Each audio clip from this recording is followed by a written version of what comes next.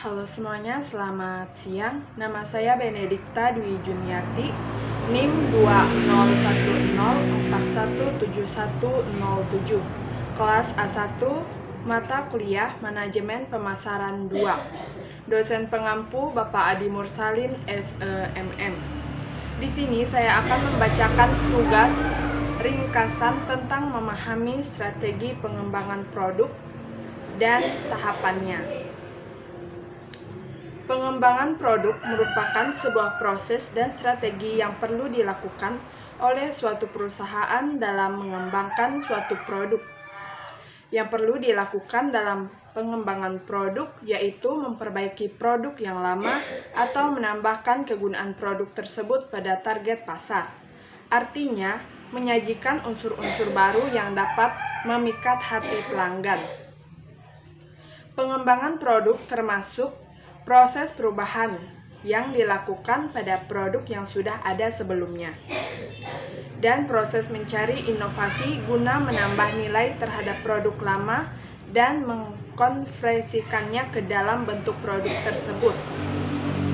Dengan dilakukannya pengembangan produk, artinya perusahaan sudah paham dan mengetahui terkait kebutuhan juga keinginan pasar. Tujuan pengembangan produk yaitu untuk memberikan nilai yang maksimal bagi para konsumen, untuk memenangkan persaingan perusahaan dengan cara memilih produk yang inovatif. Kemudian juga produk yang telah dimodifikasi dan memiliki nilai tinggi, baik itu dalam hal desain, kemasan, ukuran, dan lainnya.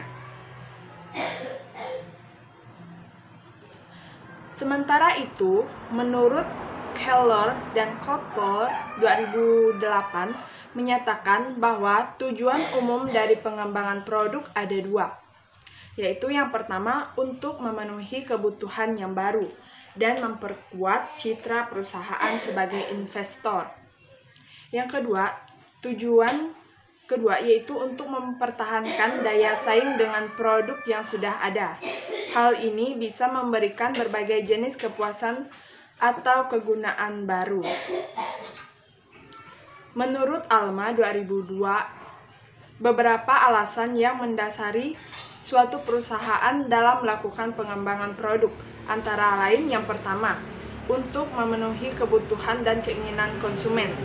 Yang kedua, menambah omset atau meningkatkan penjualan. Yang ketiga, untuk mendayagunakan sumber produksi. Yang keempat, memenangkan persaingan dengan produk yang sudah ada. Yang kelima, meningkatkan profit dengan cara menggunakan bahan yang sama. Yang keenam, mendayagunakan bahan-bahan yang masih tersisa. Yang ketujuh, mencegah konsumen merasa bosan. Yang kedelapan, untuk menyederhanakan kemasan produk. Strategi pengembangan produk. Beberapa strategi pengembangan produk yang harus dilakukan. Yang pertama, meningkatkan produk yang sudah ada. Artinya, memodifikasi dan menyesuaikannya dengan keinginan pasar. Yang kedua, meningkatkan nilai produk. Maksudnya, perusahaan perlu memperkuat lagi nilai produk dengan cara meningkatkan kualitas produk. Yang ketiga, percobaan. Di sini maksudnya menawarkan contoh atau sampel produk secara gratis, akan membuat para pelanggan ingin membeli produk. Yang keempat, spesialisasi dan sesuaikan. Menyesuaikan beberapa produk dan menjadikan produk tersebut lebih spesial dan menargetkan golongan pelanggan. Yang kelima, penawaran paket seperti bundle, diskon, atau sampel gratis yang dapat menarik hati pelanggan. Yang keenam, lini produk baru. Pengembangan produk baru di dalam lini produk yang sudah ada.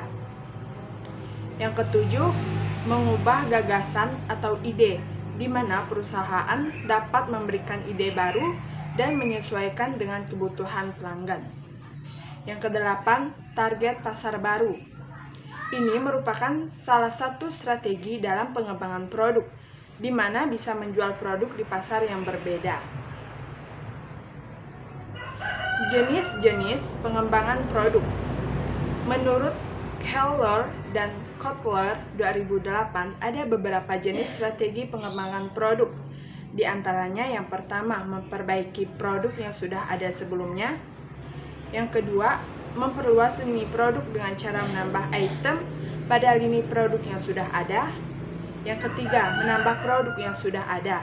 Di sini perusahaan perlu menambah serta memberikan variasi pada produk yang sudah ada sebelumnya. Yang keempat, meniru atau memodifikasi strategi kompetitor. Cara ini bisa dilakukan dengan meniru strategi dari kompetitor yang dianggap akan menguntungkan. Yang kelima, menambah lini produk. Tahapan atau proses pengembangan produk yang pertama menciptakan ide atau gagasan, yang kedua penyaringan ide atau gagasan, yang ketiga pengembangan serta pengujian konsep, yang isinya ada pengembangan konsep dan pengujian konsep, yang keempat pengembangan strategi pemasaran, yang kelima analisis bisnis, yang keenam pengembangan produk, 7 uji pemasaran, 8 komersialisasi. Baiklah, sekian yang dapat saya sampaikan atas ringkasan saya. Atas perhatiannya saya ucapkan terima kasih.